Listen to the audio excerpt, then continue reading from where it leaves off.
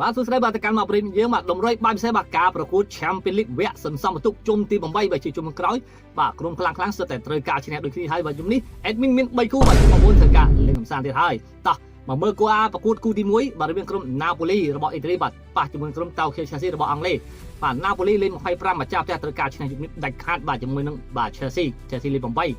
អញ្ចឹងគូនេះadmin គិតថាគូនេះគាត់មានក្របបាល់ច្រើនមកចាប់ពី3គ្រាប់អញ្ចឹងជំរឿគូទី1យើងលេង over 2កន្លះបាទយើងលេងលើពីគ្រាប់2កន្លះណាបាទហើយសម្រាប់គូទី2វិញការប្រកួតរវាងក្រុម Paris Saint-Germain បាទបារាំងប៉ះជាមួយ Newcastle លេខ7 Paris លេខ6បន្ទុកស្មើគ្នា13បន្ទុកអញ្ចឹងយប់នេះគេលេងក្នុងទឹកដីរបស់ Paris តមកគ្រាប់បាទសម្រាប់គូនេះ admin គិតថាគួរលេងខាងក្រុមម្ចាស់ផ្ទះទៅយើងវាយមកគ្រាប់ទៅបាទយកទៅខាង Paris Saint-Germain បាទសម្រាប់គូចុងក្រោយវិញបាទរវាងក្រុម Benfica របស់ Portugal បាទគេនឹងបាល់តារាងបាទត្រូវការឈ្នះជាមួយនឹង Atletico Real Madrid បាទលេខ3